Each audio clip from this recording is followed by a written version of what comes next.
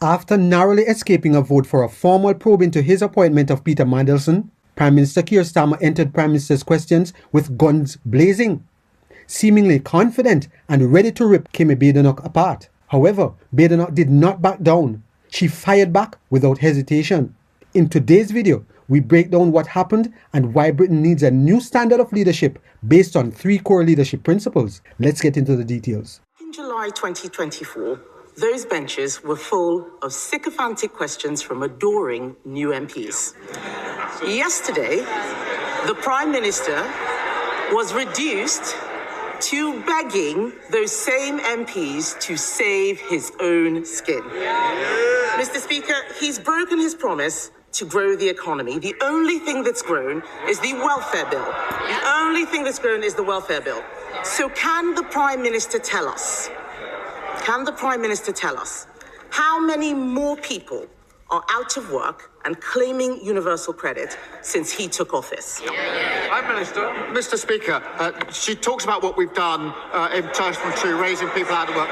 We have the youth guarantee that we put in place for young people. We've raised the national minimum wage thanks to our Chancellor. We've helped young people into work by cutting NHS waiting lists thanks to the work of the Health Secretary. We put more police on the streets thanks to the work of the Home Secretary, and we've cut energy bills for young people thanks to the work of the Energy. I am very proud of what this Labour government has delivered in the first session of this Parliament. Mr. Speaker, the Prime Minister doesn't want to say how many more people, in fact, are out of work and claiming universal credit since he took office. Perhaps he doesn't know. So let me tell him. The number is 1.5 million people. That is the entire population of Leeds, Cardiff, and Edinburgh put together. Hard-working people are being taxed more and more to pay for a ballooning benefits bill. So can the Prime Minister tell us why, on his watch, for the first time ever, we are now spending more on welfare than we earn in income tax?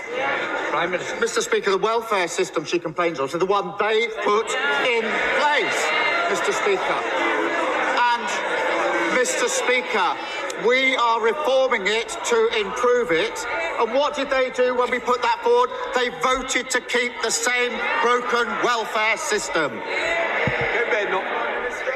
Mr. Speaker, that answer was as honest as his reason for sacking Ollie Robbins. Perhaps he'd like to apologise for that right now. Let me tell him why we're spending more on welfare than we're earning in tax. It's because of him and his terrible policies. This is all under him. We are spending so much on welfare, we cannot afford to defend the country. And if he won't listen to me, Mr. Speaker, perhaps he'll listen to the former Labour Defence Secretary, Lord Robertson, who is saying, and I quote, "We cannot defend Britain with an ever-expanding welfare budget." I agree with Lord Robertson. Why doesn't he? Mr. Speaker, this is the Labour government that increased defence spending, the highest sustained spend since the Cold War. What did they do, Mr. Speaker? When they came into power, defence spending was 2.5%, and when they left power, it was 2.3%. And even their own Secretary of State admitted they hollowed out our armed forces. So we'll take no lectures from them on defence. Mr. Speaker, talking about more defence spending is not the same as giving more money for defence. He has been in office for nearly 2 years, Mr. Speaker. What he does have, he's got a welfare plan until 2031, but he's not produced a defence investment plan. We have gone backwards on defence under him because we are borrowing to pay for welfare. Yesterday, we learned that the cost of government borrowing is now the highest in 2 decades. That's under him. Instead of getting a grip on the economy, the Chancellor is briefing out rent controls to curry favour with left-wing backbenchers. This is not a serious way to run the economy. It is time the Prime Minister gives her an easier job. So will he listen to businesses, listen to the country, and reshuffle the Chancellor? Mr. Speaker, at the spring statement, the Chancellor was very proud to say inflation was down to 3% and falling, 6 interest rates in a cut, We've seen the growth figures for the early part of this year. And she says, well, the cost of borrowing's gone up. Yes, because there's a conflict in Iran. And what did she want to do? What did she want to do? When I said we wouldn't be dragged into that war because I thought through the consequences, including the economic consequences, what did she do? She said we should jump in with both feet without regard to the consequences. She can't complain now about the implications. Mr. Speaker, I didn't hear him say he's not reshuffling the Chancellor. It sounds like she's toast. Meanwhile, the former Deputy Prime Minister is on manoeuvres. This government is like a bad episode of Game of Thrones. His own people have turned against him, and all the while, the Prime Minister is holed up in his castle, wetting himself about a visit from the King in the North. Yesterday, Mr. Speaker, one Labour MP actually said that his days are numbered. That's one of them. I wonder who it was, because they're all looking guilty as hell. Isn't the real reason, Mr. Speaker, isn't the real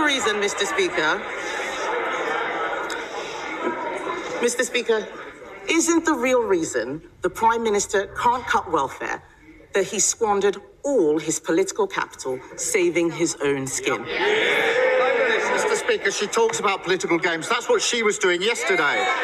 This House considered our motion and rejected it decisively because everyone saw it for what it was, a desperate, baseless political stunt ahead of the May elections. And Mr. Speaker, whilst she and they were playing games here, I was chairing a meeting in Cobra, going through the contingencies and managing our war in the Middle East.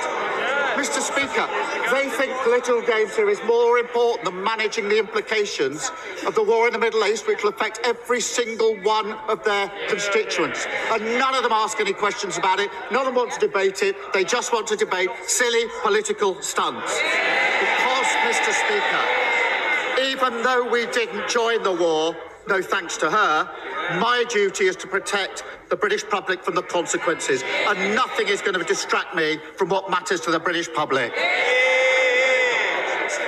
Mr. Speaker, I think the whole country is sick of this man's tone-deaf, pompous moralising.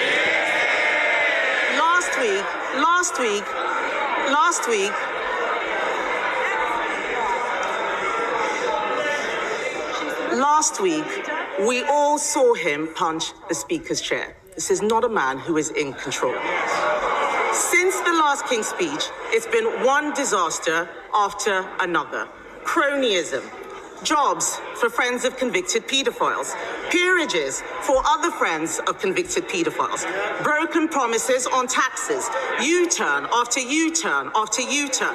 He's lost a deputy prime minister, 2 chiefs of staff, 2 cabinet secretaries, the support of his backbenchers, and all his credibility. Yes. They can jeer, Mr. Speaker, they can jeer as much as they like. They're going to have to go to their constituencies and explain to all those people why they did what they did last night. The fact is, the Prime Minister was reduced to whipping his MPs to save him and pleading with a tax dodger to rejoin his cabinet. How much longer do we all have to put up with his shambles?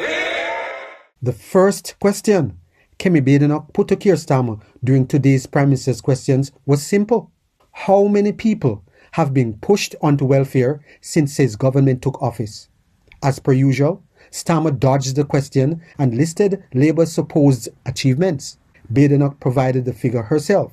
Over 1.5 million people have been pushed onto welfare in less than 2 years since Labour took office. Can you imagine that? Labour's policies are currently the biggest drivers of job losses in the UK.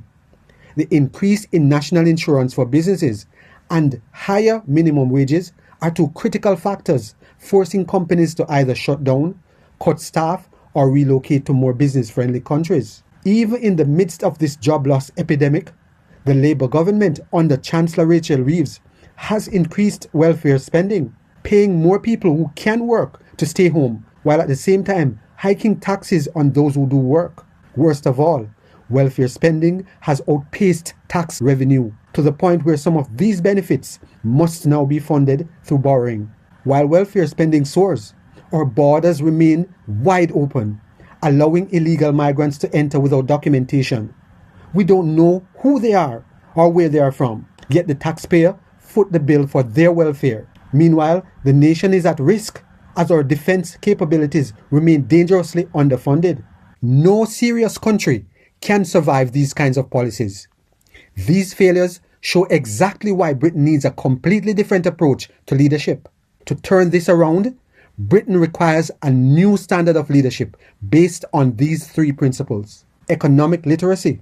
Britain needs leaders who truly understand how business works and how to create an environment where private enterprise can flourish rather than flee.